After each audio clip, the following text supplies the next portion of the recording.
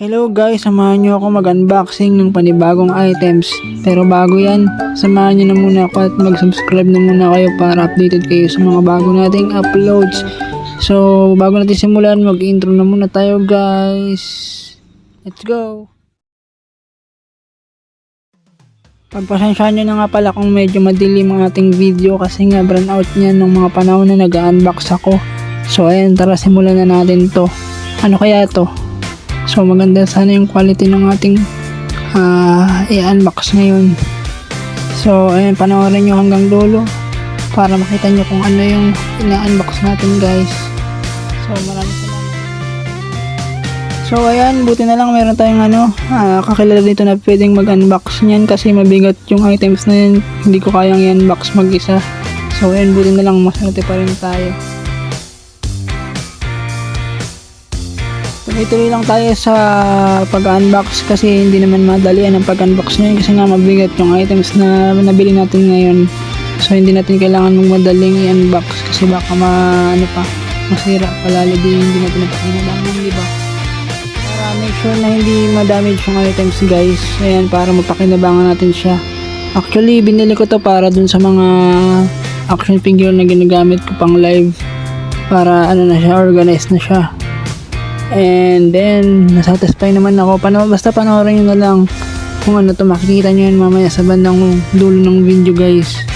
So, panoorin nyo hanggang dulo para yan, makita nyo kung maganda ba o yung ginagamit pang live. Para yan, kukunin ko na lang siya just in case gusto kong gamitin siya pang live. Kasi kung nilalagay ko pa sa box, napupunit kasi yung box. So, dito na lang. Isang kuhaan lang andyan agad. O pwedeng naka-display lang habang binibidyo ko, pwede na yun. So ayan, tingnan natin ang quality guys. Aminin ko maganda yung naka-box pero nasisira kasi siya pag labas-pasok yun yung action figure natin. So I have decided na bumili na lang ng organizer para hindi na mahirap sa akin pag-gagamitin siya pag nagla-live. Ayan, sana maganda nga talaga yung quality. Sure naman ako na maganda yung quality kasi sa TikTok shop ko siya binili. Kung gusto nyo rin yan, ilalagay ko yung link sa comment section. Kung gusto nyo rin i-try bilhin. Makaka-occupied na kayo ng dito guys ng higit 10 action figure pwede nyo ilagay sa taas tsaka sa baba, pwede nyo ilagay siya doon sa loob pala rather. Kaya nagulat nga ako ay hindi ko na-expect na ganyan pala siya. Akala ko 5 layer pero ang ibig sabihin pala nun yung hagdan ng 5 layer pero 4 layer nga lang yung deliver sa akin. Pero ang order ko talaga is 5 layer pero ang dumating sa akin 4 layer ang binigay. Pero hayaan mo na, okay na yan. At least maganda naman, hindi naman siya mahirap i-assemble. Madali lang, super smooth lang assemble siya guys. So ayan guys, panoorin nyo guys. Maglalagay na lang ako ng dito ng music para hindi kayo maboard. Assemble, hindi kami nahirapan. Although dun sa may hagdan medyo nagkakaano pa kami kasi nga mayroon pa siyang itim so, hindi ko alam kung para saan yung itim na yun. Pero hindi na namin pinakailaman, hindi na namin nilagay. Mayroon na namin siya. Ayan. Sa ilang saglit lang makikita nyo na yung ina-unbox natin ito. Pasensya na kayo kung madilim yung footage guys ha. Nag-brown out kasi kanina kaya ganyan. Kaya tawag nito. Kaya ganyan ang setup namin. Brown out, walang ilaw. Hindi naman ganito ang usual na background ko. Kaya lang brown out talaga kaya wala akong magagawa. Wala man akong solar lights para yun ang gamitin pag walang kuryente, pag walang ilaw. So ayun, maglalagay na lang ako ng music. Kaya malapit na siyang i-assemble. Akala ko talaga nung una siya 5 layer. I mean yung 5 layer na yung isa-isa mo siyang ilalagay. Pero ang pala 4 layer lang pero isang box lang katumbas niya. Ganun. So, hayaan na natin, at least satisfied naman tayo sa pinalabasan. 700 nga ang bill ko niyan, 700 yata yun. Basta mga ganun. So, ayan. Hindi ko kaya ano yun kasi mabigat siya. So, ayun, pinassemble ko na lang sa ano namin dito. Buti na lang may tao talaga. Pwede maasahan. Buo ng ganito. Hindi na ako nahirapan. Sobrang smooth lang guys. Tsaka sobrang ganda pa. Kulay puti nga pala yan guys. Kulay puti yan. Ayoko ng iba kasi dumi, wala namang ibang available dun kundi yan lang. Yun lang yung nakita kong maganda. Akala ko nga fiberglass. Yung pala kahoy lang.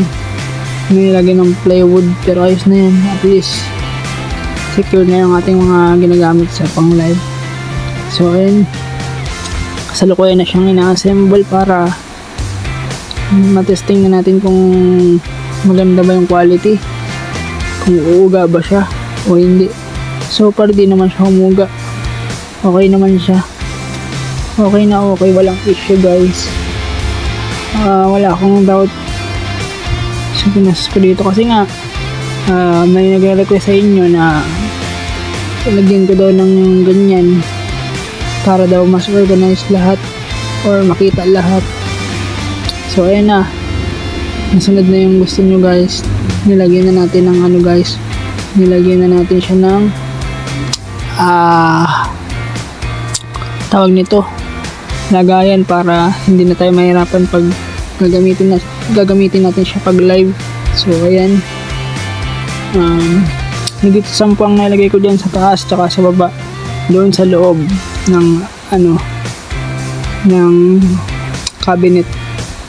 Maliit lang siya, siguro mga ano lang to, 28 cm lang guys. Ang plan ko sana bilhin guys is yung malaki, kaya lang since na masyado siyang mahal at wala siyang shipping fee, so I have decided na umanap ng alternatibo. So ito nga yun, nakita ko mura siya. So ayan, I grab it na. Binili ko nga pala to ng 12-12. Sinakto ko talagang 12-12 para hindi masyadong hindi masyadong mabigat sa bulsa.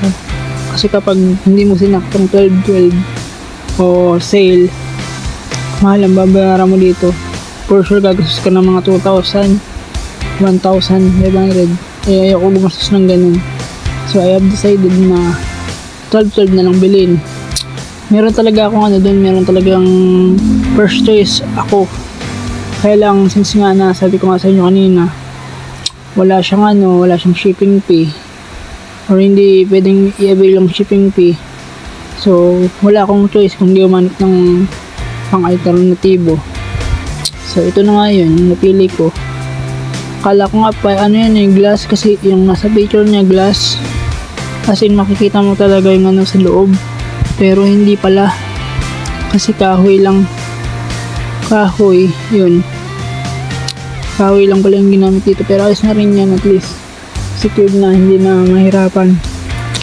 Ang lock niyan is pwede mo siyang lagyan ng tornilyo, kasi nang dinilibre sa akin nakalak ko lang ng tornilyo. So yung pala na yung isang butas na yun para yung sa lock, kung gusto mong lagyan ng lock o hindi. Ang lock niyan din is tornilyo lang din ang ilalagay mong lock, para just in case ayaw mong pakialaman or hindi mo pakialaman ng kung sino, yun, hindi nila bubuksan. So ayan, sana ay nagustuhan nyo yung ating video for today ng pag-unbox. So bigyan nyo sana to ng isang bagsak na like, mag-subscribe na rin kayo para updated kayo sa iba nating videos pa. Gumagawa ako ng ng daily life content, unboxing, taka advice content, taka cover song. Kapag meron na tayong pagkakataon, magko-cover ulit tayo guys. Kaya lang wala pa akong pagkakataon kasi namamalat pa yung boses ko.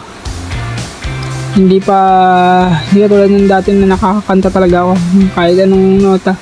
Ngayon nahihirapan ako kumanta kasi nga namamalat yung boses ko. So ayan, maglalagay na lang ako ng music sa ibang parts ng video para ayan, hindi boring yung ating video. So ayan, maraming salamat sa inyo guys. Keep on watching at saka maraming salamat sa suporta. Ayun na guys, nilalagay ko na yung, yung mga action figure. Ayan, naka-display na siya. Nung una, natatanggal-tanggal, nalalaglag pa siya, pero so far hindi pa naman siya nalalaglag ngayon.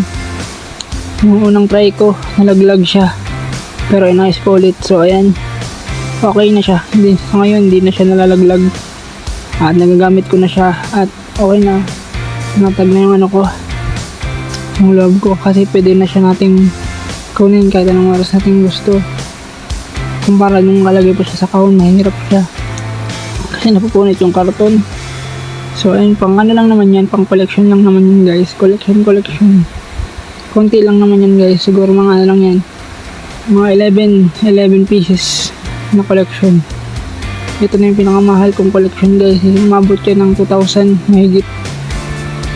Hindi lang kasama yung maliliit guys, yung malaki lang yan. It's about 26 cm. Ano yun, mag-gusto ko din ng 2,000, mahigit 2,000. So ayun, maraming salamat guys. Dito ko natatapusin tong video na to. Bye bye.